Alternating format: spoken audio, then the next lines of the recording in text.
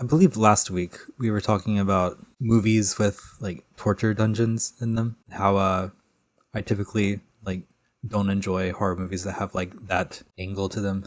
Like Silence of the Lambs. Well, I finally saw a movie featuring a torture dungeon that I really, really enjoyed. I believe the second movie by this director, very, very famous. It's a cult classic. I'm sure you have seen it.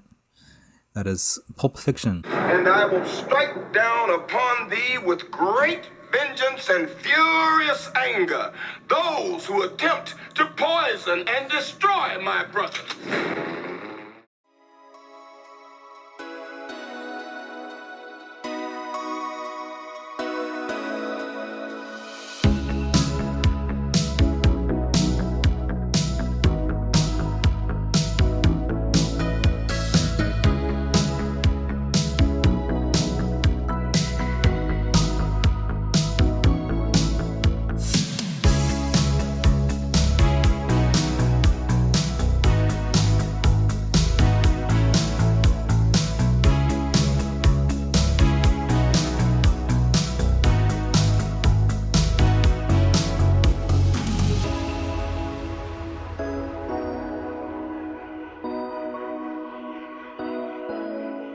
You've never seen Pulp Fiction before?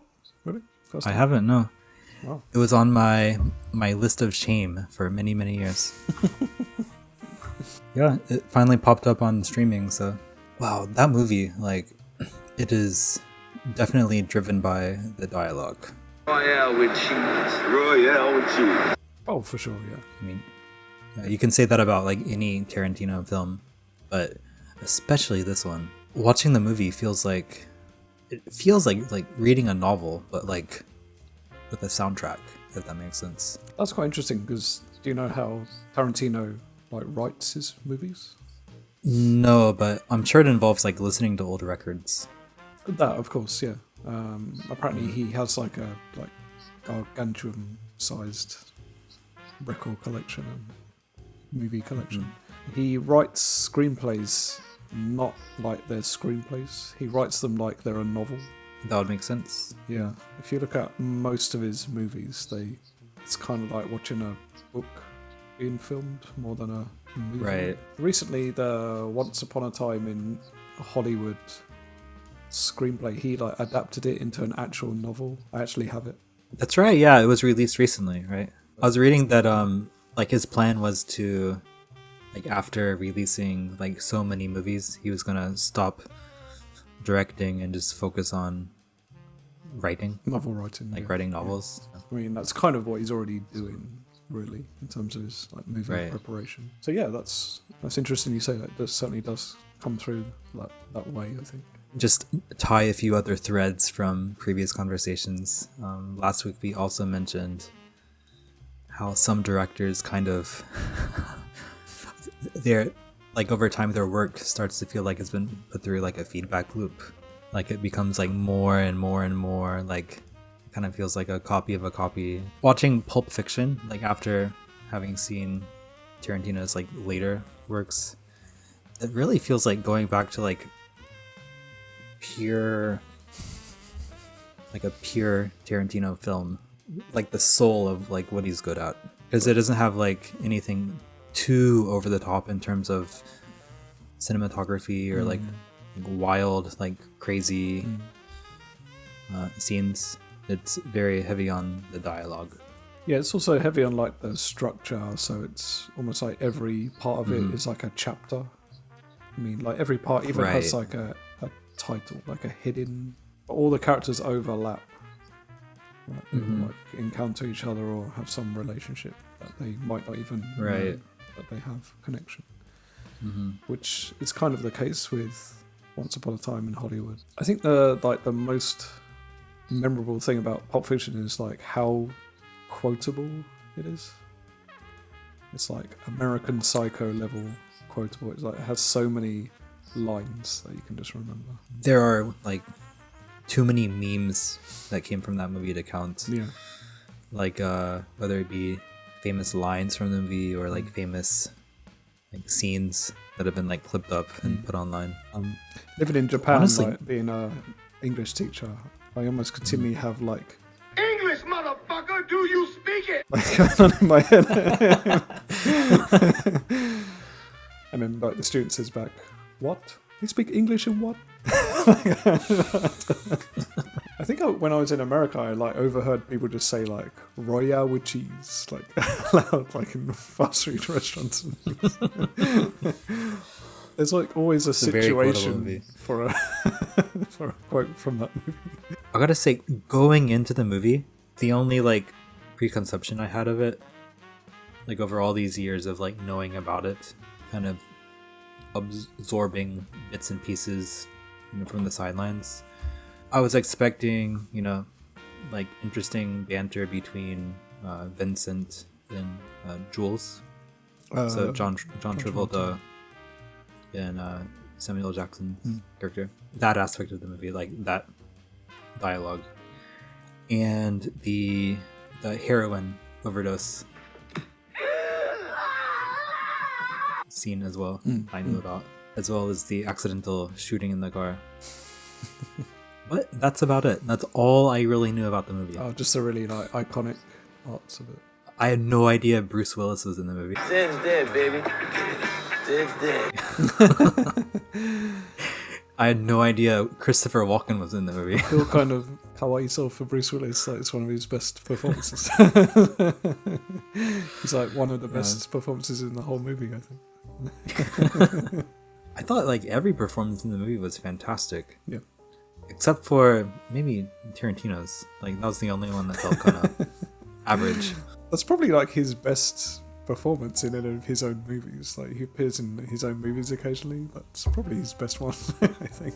I really like the attention to detail in like all of Tarantino's movies. Like he's definitely like super in love with American like nostalgia, like down to very small things like Pop-Tarts are like a thing in the kitchen and things of that time. Like, Dude, he captures that time like perfectly. there's so much dialogue about food too. He's such an LA like in love with LA person. Like the restaurants are like I think based on real places that are really like loved LA spots. You know, he just captures the history of that city. The thing that stuck out to me was the name of that really cheesy diner they go to. Jack Rabbit Slims. That's it, Jack Rabbit Slims. Yeah, I want to go to that diner. I know. Oh, it's badass. Like, I just love that name because, like, back in my hometown, there's like a really small, like, hole in the wall live house called Jack Rabbits, and I just think of Jack Rabbits plus like Slims, like Virginia Slim cigarettes. Or it's like the more scaled back, trendy version of that place you're talking about, like the light version or something. I like the fact they sit in these cars and like each waiter or waitress is based on like a famous Hollywood person. God damn, it's a pretty fucking good milkshake. Like they get Buddy Holly and Madonna is serving another Playboy. Not Madonna, Marilyn Monroe. Dude, that is very, very LA. You know, a lot of people certainly pine for the 50s nostalgia. They have several diners with like 50s nostalgic vibes to them in the States. Did you ever see Johnny Rockets? So there's Johnny Rockets. There's another one called Steak and Shake. I mean, it's like a 24-hour diner, like Denny's, but it's way more 50s inside. All the waiting staff wears like all white and like the paper hat. I guess they're famous for like the steaks and milkshakes, so they're Steak and Shake. Are there any like memorable lines that really stick in your head? For me, it's like when they're talking about his trip to Europe and like how people in, I think it's France he went to. He says like they put mayonnaise on fries. Amsterdam. It's like, yeah, they smother it in that shit. See, memorable lines. Doesn't he say like Le Big Mac, like Big Mac in French or something? He's like, cool, Le Big Mac. How are you with the dungeon scene, by the way? You said like you enjoyed it for the dungeon scene. It's not really a horror scene, but it's kind of. Oh, yeah. Again, like going into the movie, I only knew about it like a few different like scenes from the movie. So obviously I wasn't expecting something to go down like under a pawn shop. Again, I didn't even know Bruce Willis was in the movie. It was insanely entertaining. That was probably like my favorite thread of the entire film was the Butch character played by Bruce Willis. He's first introduced in the bar, or like I guess it's a strip club, and he's talking to the like mob boss. He's basically being convinced to intentionally lose his next match in order to like kind of get out of the game. Yeah, and just like take the money. Throw his next fight, right? Yeah, that scene kind of comes out of nowhere, and then you don't really see much of Bruce Willis or the Butch character like for a while afterwards. Yeah. And then it comes back to not to him, but it comes back to him as a child, like in a flashback scene. An acquaintance of his deceased father like comes in the house like wearing like a army uniform and starts like giving this like rambling speech about how his deceased father inherited a watch. Christopher Walken was the friend of the dead father. Yeah, and he hands it down to Bruce Willis. Right? Yeah. Up his asshole or something. It's been through like several like world wars, and it's been through like a like POW camp, and Christopher Walken explains like in a straight face like, yep, your father had to like keep it up his ass. In one place he knew he could hide something, his ass. 5 long years he wore this watch up his ass.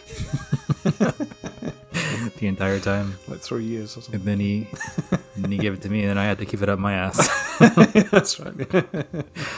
Just to get it to you. I think Christopher Walken's only in that like flashback scene, right? He's only in that part, that very short part. That's right. It's a cameo, basically. Yeah. So I guess after that we see Bruce Willis and he throws the fight, and then he's like with his girlfriend, I guess. Like they're like hiding out. Obviously they're after him because he hasn't thrown the fight. He like kills the guy. Right. Yeah. He actually wins, and in the process of winning, he kills his opponent, and he escapes through like a window and gets into a cab. Yeah. And like makes it to like his getaway hotel. So his plan is to just get out of town, but then he realizes that his girlfriend forgot his butthole watch at his apartment. So he has to go back to his apartment, which he assumes is being watched by like other mobsters. The scene when he gets angry that she forgot the watch, he has like a freak out and then he like calms down suddenly. Yeah. Kind of reminds That was me, a very memorable scene. It reminds me of the scene in Goodfellas. Have you seen Goodfellas? Yeah. Where Ray Liotta, like, she flushes all the cocaine down the toilet, and he's just like, that's all I'm on. What about that? Why did you do that? Why? Why did you do that, Karen? It is a very similar scene, isn't it? Yeah. He's like, why you do that, Karen? Why the fuck you do that, Karen?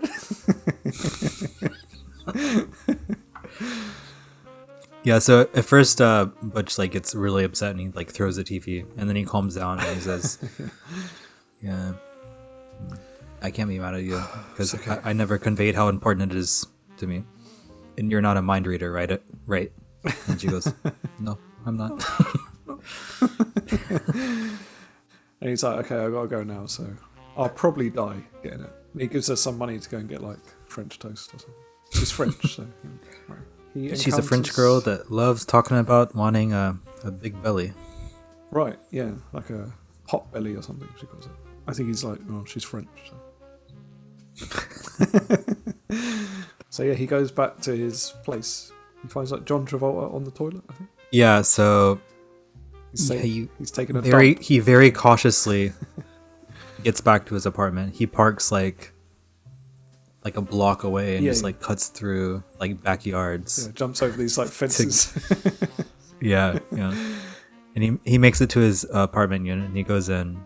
At first he thinks everything's like fine, but he goes in the kitchen and he finds like like an Uzi or something with a silencer on it. Uzi and like Pop-Tarts cooking in a toaster. Yeah. Right? Oh, no. First he goes in the cupboard and he... Oh no, yeah, he puts a Pop-Tart in, yeah, he puts some Pop-Tarts in the toaster. It's like, I have a snack. And then he sees the Uzi. Yeah. And he just kind of looks at it without like really changing his expression. And then he hears the toilet flush. And he just kind of grabs it. And he just kind of points it. And the door And then like Vincent slowly opens the door. opens. Yeah. And he's like then reading, his face. He's like reading Playboy on the toilet or something. Right? He's reading like some kind of novel, or magazine. I think it's like an And adult his face doesn't magazine, really change like either. a dirty magazine or something. He's just kind of like... And then of course, predictably, but thankfully, because it's wonderful. The toaster pops it up and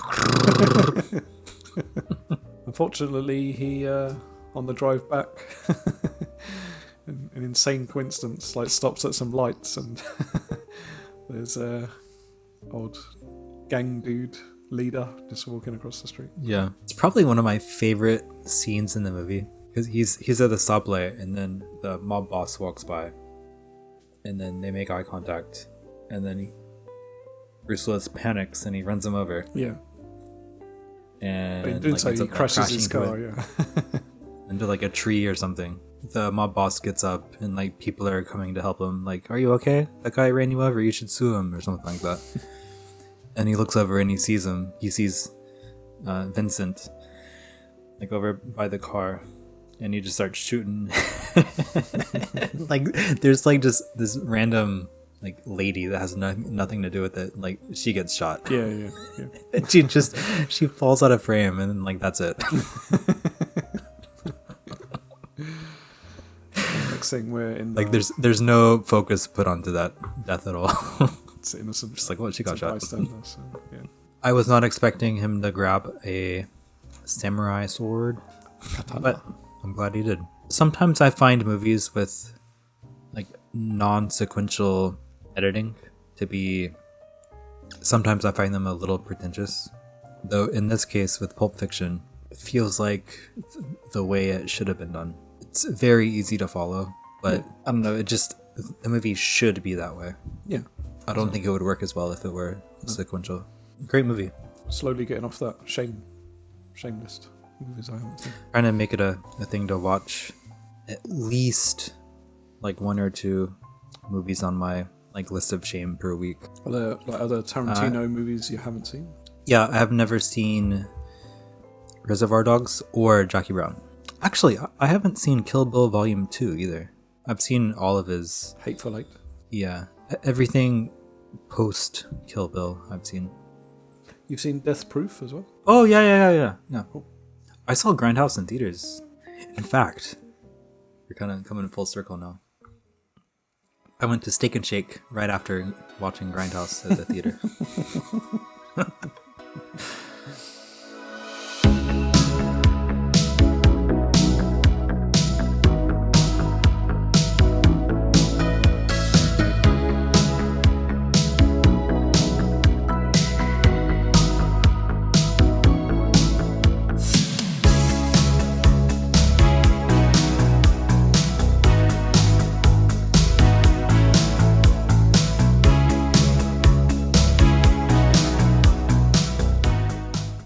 Fonzie like? Correct the mundo. And that's what we're gonna be. We're gonna be cool.